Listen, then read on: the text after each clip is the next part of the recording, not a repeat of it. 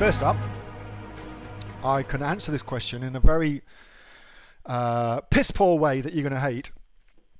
I'll tell you what I'm going to do. I'll give you the piss poor way that you'll hate, and then I'll show you a way to do it anyway. Which is weird, but that's what I'll do. So first up, the way that you hate. When I source products, I am not looking for the cheapest prices. I don't look for the cheapest prices. I'm not focused on the cheapest price when I'm sourcing products. That's not what I focus on. I focus on two very, very important things based on my experience. That is the quality of the product and the quality of the service. That's what I am 100% focused on.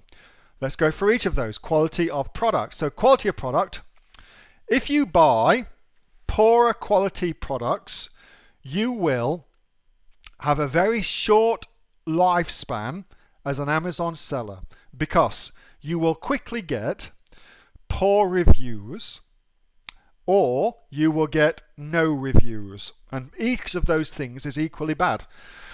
So by selling poorer quality products, you are putting yourself into a situation where you will be, without a doubt, setting yourself up for poor reviews on Amazon, and that's going to screw you over big time. It's very hard to recover a listing that's got poor reviews.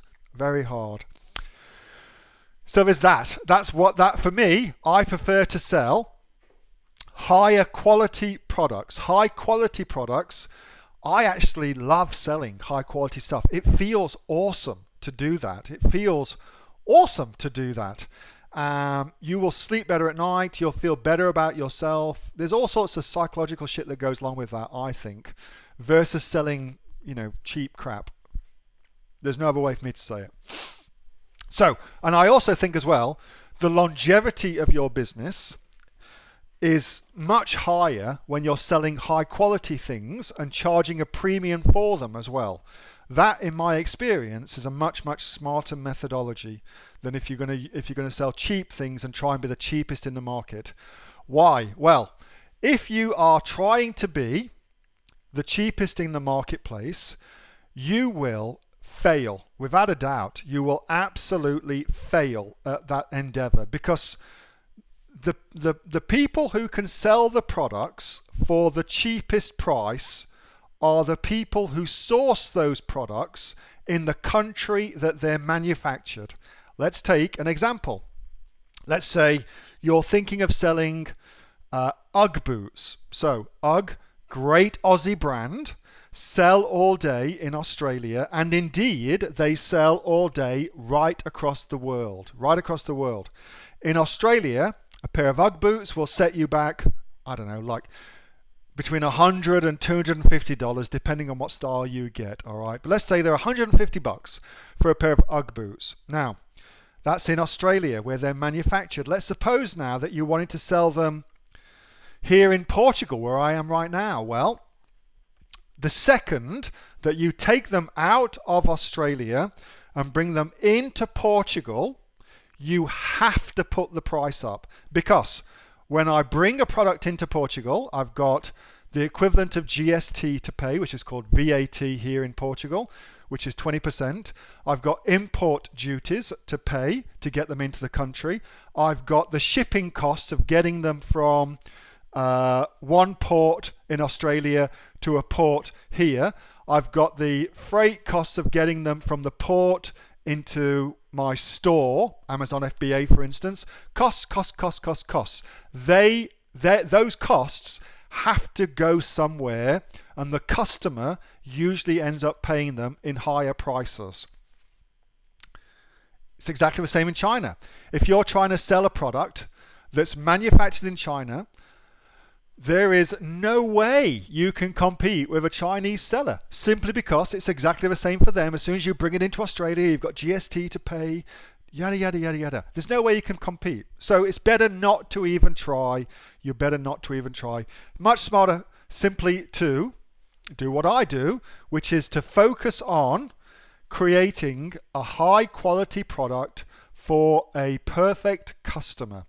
Focus on creating a high quality product for a perfect customer. I'll return to that in just a second. Now let's look at suppliers.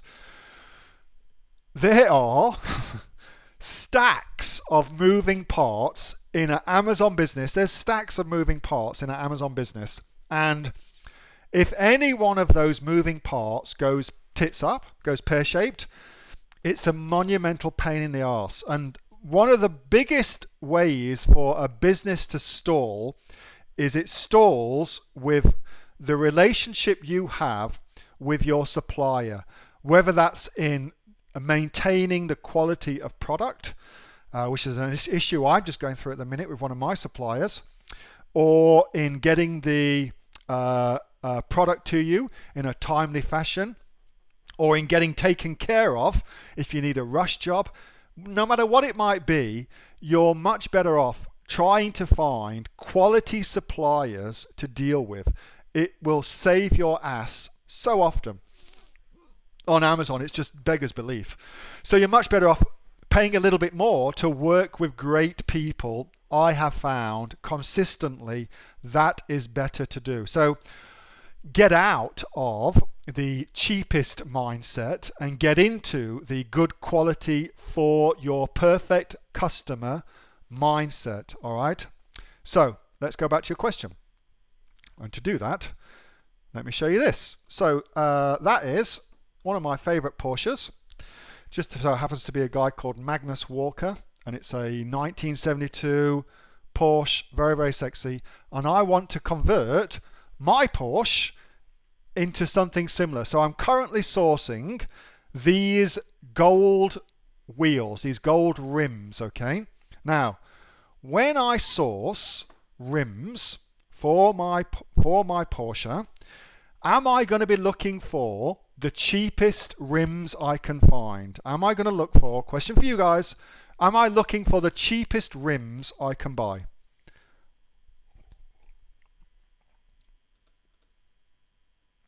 Nope, not at all. I'm not at all focused on the price of the rims.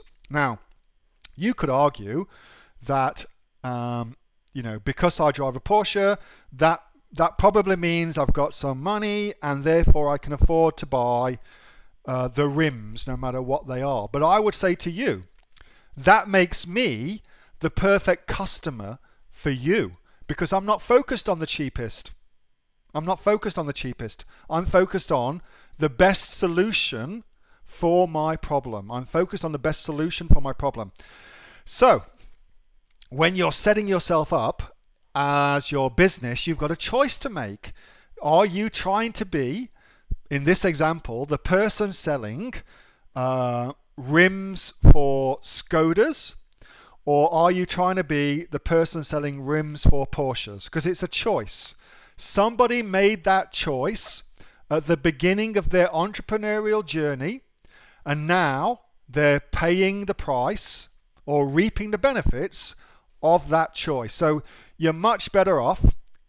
If I'm going to be selling rims, I want to sell rims to Porsche owners, to BMW owners, to Ferrari, Lamborghini, etc. owners. They're the customers that I want to target, not price focused, quality focused. And I'll have much more fun doing that too. All right, so let's come back to a little bit about pricing and finding the price point. So in my training, I give you all of the negotiating tips that you need for that. But I will tell you, one of the fundamental mistakes I see new sellers making is they only go to one place to source. So most people just go to Alibaba to source, for instance. That's all they think about doing. For instance, they just come to Alibaba to go source, for instance. Well, you can source from heaps of places. One of my favorite places to source is Global Sources. One of my favorite places to source is here. Great companies on here. Really, really good. All over the world, not just in China, all around the world. Another great place to source, DHgate. DHgate's got some great stuff. Here we go. I mean, you can see what I've been looking at. DHgate, also very, very good. Great place to come source from. Also cool. If you're feeling kind of sporty and you're feeling kind of sexy and you want to go see where Chinese are buying and how much Chinese are paying for their products, and you've got Google Chrome with Google Translate enabled on it, you can go source on 168.com. Another great place to go source. So typically, that is the problem. The problem is you're not looking in the best places to source the product you're wanting for. And I know I got in a bit of a rant there with that mic, but it's important to also, it gave me the opportunity, should I say, to kind of talk a little bit about my underlying philosophy when it comes to sourcing and when it comes to selling things online too, which is kind of a neat seg into what I was doing. Hey, thanks so much for watching that video, and I hope that you got some massive value from it. Before you go, do you live in Australia? If you do, this is for you. Would you like to learn how to sell things on Amazon here in Australia? Would you like to know what sells really, really well and what sells for the maximum amount of profit? Would you like to know where you can source those products from, whether that be in China or here in Australia, and how to source them so you pay bottom dollar and get maximum value for what you're doing? If you do, please subscribe to my channel and like this video, and you'll learn that and much more. It's the exact same information that people like Jeff from New South Wales I've used to make $45,000 a month on Amazon, that Sue, who's from the sunny coast, has used to purchase herself a brand spankly BMW every single year as a result of her e-commerce business, and the lovely Kate from Bowral in New South Wales has used to make $32,000 a year on, a month, not a year, a month on Amazon, and indeed Anthony, who makes $15,000 a month on Amazon, selling, as he puts it, odds and sods. If you'd like to learn the exact same information that they use to maximize their profits for their Amazon businesses, subscribe to this video, like my channel, post below if you want me to teach you something. Okay, I'm out of here. Speak to you soon. Bye. Subscribe. Do it now.